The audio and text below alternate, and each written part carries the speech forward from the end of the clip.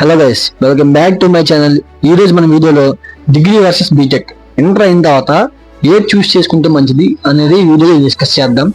Video end వరకు చూడండి, అలాగే ఒక లైక్ వేసుకుని సబ్స్క్రైబ్ అయితే చేసుకోండి. చాలా మంది ఏమనుకుంటారంటే డిగ్రీ తీసుకుంటే వేస్ట్, అసలు జాబే రాదు, బీటెక్ తీసుకుంటే చాలా తొందరగా జాబ్ వస్తుంది అనుకుంటారు. కొంతసేపు ఆ ఊహల నుంచి బయటకు వద్దాం.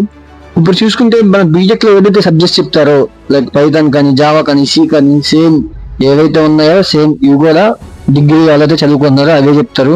ఏవైతే సబ్జెక్ట్ ఉన్నదో ఆ సబ్జెక్ట్ చెప్తారు, కొత్తగా ఏమి చెప్పరు. అండ్ నన్ను అడిగితే మాత్రం ఏమీ డిఫరెన్స్ ఉండదు.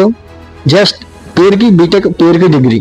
అండ్ మాకు స్కిల్ ఉంటే ఎప్పుడైనా జాబ్ వస్తుంది, ఎక్కడైనా జాబ్ వస్తుంది.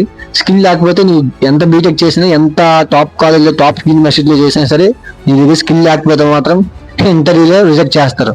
నువ్వు అంత టాప్ యూనివర్సిటీలు చదివావు కదా, నీకు జాబ్ ఇస్తానని చెప్పి ఎవడెవడవు. నువ్వు కరెక్ట్ గా నీ దగ్గర స్కిల్ ఉంటే ఎక్కడైనా జాబ్ వస్తుంది. అండ్ ఇప్పుడు బీటెక్ లో ఏ గ్రూప్ తీసుకుంటే మంచిదో చూద్దాం. చాలా మంది ఏమనుకుంటున్నారంటే ఇప్పుడు ట్రెండింగ్ లో ఉంది ఏ కదా, సో మనం కంప్యూటర్ సైన్స్ ఏడిఎస్ తీసుకుందాం, లేదా ఏఎంఎల్ తీసుకుందాం, ఇంకా కంప్యూటర్ సైన్స్ సంబంధించిన బ్రాంచెస్ అని తీసుకుందాం అనుకుంటున్నారు. కానీ మీకు కోడింగ్ మీద ఎక్కువగా ఇంట్రెస్ట్ ఉంటే ఈ కంప్యూటర్ సైన్స్ వైపు రండి. లేదు నాకు కోడింగ్ మీద ఇంట్రెస్ట్ లేదు, బట్ నాకు బీటెక్ చదవాలి అనుకుంటే మాత్రం మెకానికల్కి వెళ్ళండి. అది మీరు కరెక్ట్ గా చదివి మెకానికల్ అనేది 4 years కంప్లీట్ చేస్తే నెంబర్ ఆఫ్ జాబ్స్ ఉన్నాయి. మెకానికల్ అయితే చాలా జాబ్స్ ఉన్నాయి. అలాగే ఈసీఈ కూడా బాగానే ఉంది. సిఎస్ఈ కానీ, ఈసీఈ కానీ, మెకానికల్ కానీ, త్రిబుల్ కానీ, ఈ 4 బ్రాంచెస్ మాత్రం చాలా మంచి డిమాండ్ లో ఉంది. సో బీటెక్ లో అయితే ఈ కొన్ని బ్రాంచెస్ ఉన్నాయి, ఈ బ్రాంచెస్ అయితే మంచిది. మీకు కోడింగ్ వైపు ఇంట్రెస్ట్ ఉంటే కన్ఫర్మ్ గా కంప్యూటర్ సైన్స్ కి అయితే రండి. లేదు నాకు మెకానికల్ వైపు కానీ, ఎలక్ట్రికల్ వైపు కానీ ఇంట్రెస్ట్ ఉందంటే సో ఆ బ్రాంచ్ అయితే చూస్ చేసుకోండి. డిగ్రీకి వచ్చేసరికి దీంట్లో కూడా కోడింగ్ మీద ఇంట్రెస్ట్ ఉంటే బిఎస్సి ఏ కానీ, బిఎస్సి డిఎస్ కానీ, డిఏ కానీ, ఈ 3 గ్రూపుల్లో ఏదో ఒక గ్రూప్ అయితే ఎంచుకోండి. బీసీఏ కూడా బాగానే ఉంటుంది.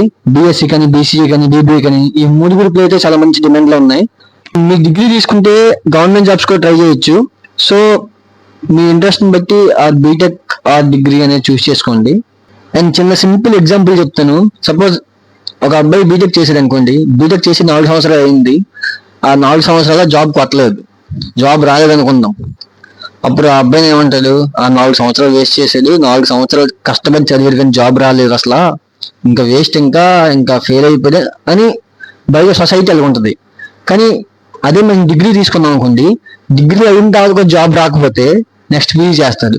పీజీ అనేది ఆప్షన్ ఉంది.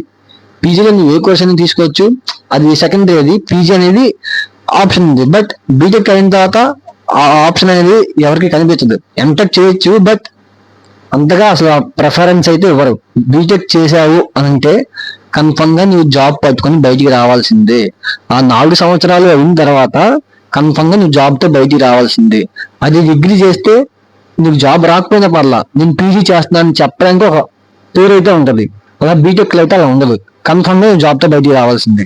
సో వీడియో కనుక మీకు నచ్చినట్టయితే మన ఛానల్ సబ్స్క్రైబ్ చేయండి, అలాగే ఒక లైక్ అయితే తీసుకోండి, పక్కన బెల్ ఐకాన్ అయితే ఆన్ లో పెట్టుకోండి.